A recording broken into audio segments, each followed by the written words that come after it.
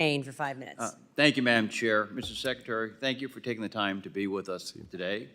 Mr. Secretary, during your recent visit to Ukraine, you said, quote, "We have not encouraged or enabled strikes outside of Ukraine, but ultimately Ukraine has to make decisions for itself about how it's going to conduct this war," end of quote. When I met with President Zelensky here in the Capitol last year, when I was in Ukraine earlier this year, a couple weeks back on a bipartisan trip that I led to Kyiv, in both instances and throughout this course of this entire war, President Zelensky has been pushing for more longer-range ATACMS, for the Repo Act, and at every single time the Biden administration, in these instances and many others, delayed and did not support those endeavors. I agree with you that Ukraine has a sovereign right to conduct this war as they see fit.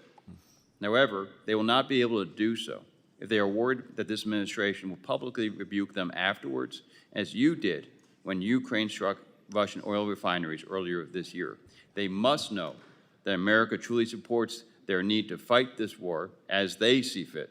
Will this administration explicitly allow Ukraine to strike targets in Russian territory and Russian airspace?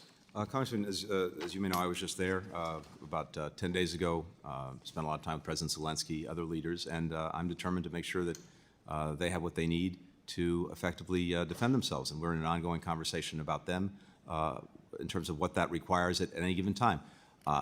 We have, to date, not endorsed or enabled strikes outside of Ukrainian territory. We're always open to conversations with them to see what they need and the decisions that they make, what we can do to support them throughout this 2 years, more than 2 years now. We work to get them what they need, when they need it, to be as effective as possible in repelling the Russians. Respectfully, this administration has with frequency delayed the weapons that President Zelensky has needed in a timely fashion to actually accomplish the mission of defeating Putin's illegal invasion of Ukraine. I urge you to reverse this dangerous policy. Russia has fought this war with gloves off since day one, and we cannot continue to tie Ukraine's hands. Has the administration indicated to Israel any limitations on its use of U.S. origin weapons against Hezbollah, as it has with Hamas and Rafah? Against Hezbollah? No. Okay.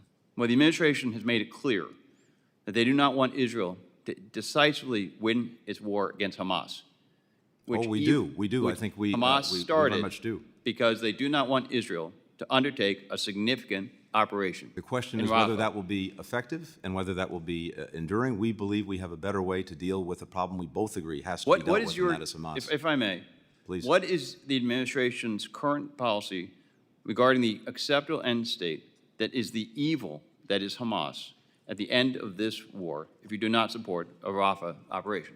We do not want to see Hamas governing Gaza. We do not want to see Hamas representing an ongoing threat to Israel, the ability to repeat what happened on October 7th, and we're united in that goal. The question is how most effectively to achieve it in a way that's enduring. By delaying Israel the weaponry necessary to defeat the evil threat that is Hamas, you are hurting the situation, not helping it. I yield back. Thank you.